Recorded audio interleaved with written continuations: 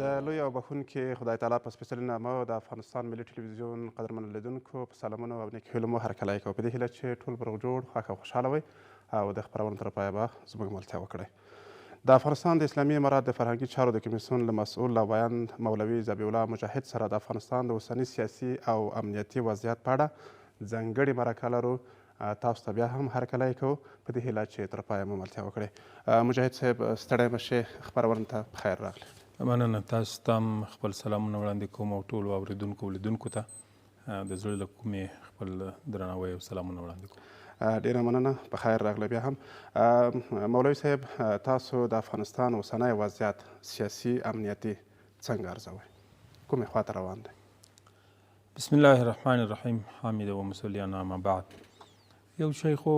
ډیر واضح ده چې امنیتي وضعیت په ټول هیواد کې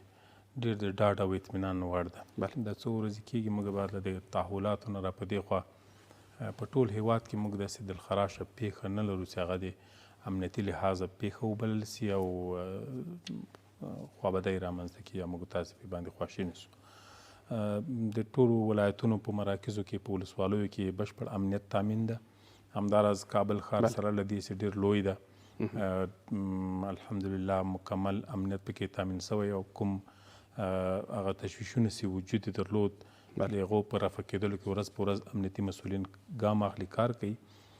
نن هم راپورونه ترلاسه کړي وو چې د کابل ټولو امنیتي حوزو ته مسؤلین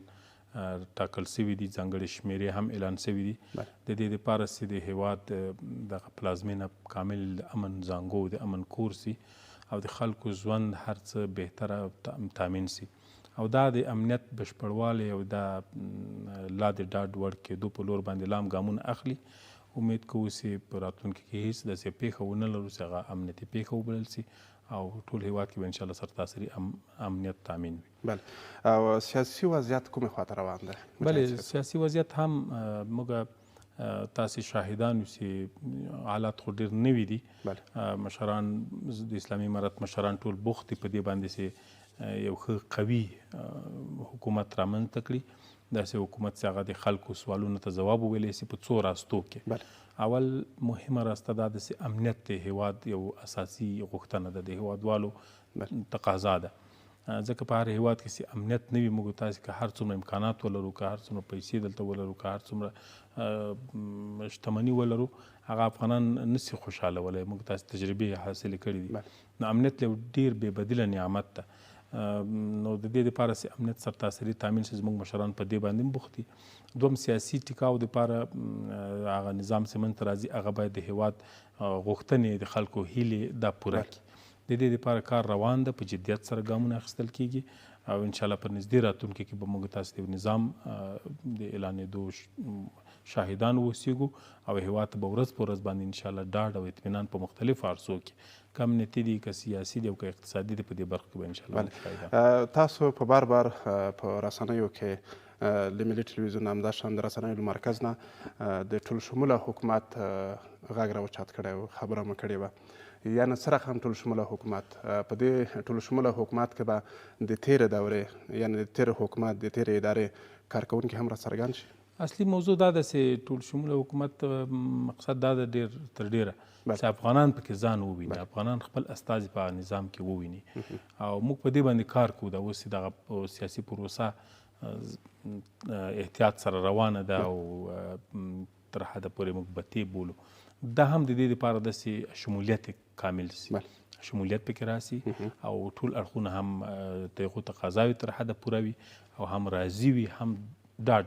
ترلاسه کړي او هیوادوال هم د داسې یو نظام تر سوري لاندې چې هغه بشپړ اسلامي او د افغانستان د خلکو هیلو ته ځواب ویونکی وي هغسې یو نظام منځته راسي په دې باندې کار روان دی بله دلته په افغانستان کې سیاسي ګوندونه هم شته دی سیاسي مشران هم شته دی مثلا په مختلفو احزابو باندې ویشل شوي دي ستاسو اړیکې د ټول شموله حکومت په جوړېدو کې له دوی سره هم ټینګې شوي دي طبعا په هغه هر څوک چې اړتیا لیدل کېږي هغه جهاتونو یا هغه اشخاصو ته چې مشورې واورېدل سي نظریات یې واخیستل سي هغو سره تماسونه سوي دي مشورې هم سوي دي انشاءالله په دې اړه موږ هیوادوالو ته ډاډ ورکوو چې راتلونکی افغانستان به یو ښه قوي او داسې یو نظام ولري چې افغانان به ځان پکې وي. بله تاسو د ډاډ سره سره تاسو ټولو هیوادوالو ته په امنیتي لحاظ باندې او د نوي جوړښتونو په لحاظ باندې ټول شموله حکومت په لحاظ باندې ډاډ ورکوئ، خو بیا هم لیدل کېږي چې د کابل په هوایي ډګر کې زموږ هغه هیوادوال چې بهر ته سفر کوي ګڼه ګوڼه یې زیاته ده.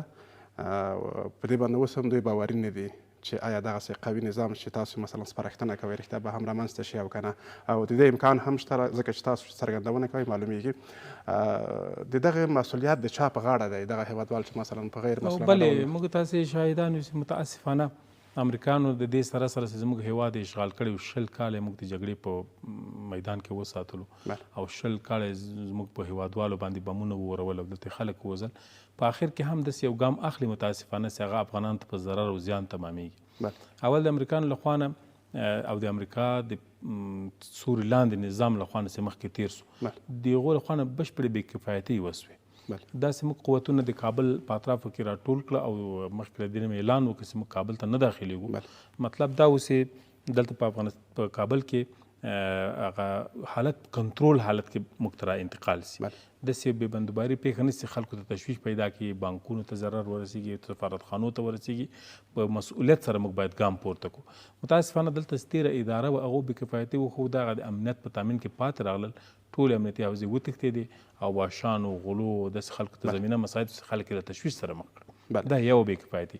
دویمه بې کفایتي د بهرنیو لخوا نه موجوده وه، هغه دا د ستاسو ګوري په ټول هیواد کې امنیت ډاډ د هلته هم افغانان ژوند کوي، دغه افغانان دي، د تیر نظام د ملي اردو عسکر سته، پولیس سته، والیان لا سته، جنرالان یې سته، وکیلان یې سته، زموږ تر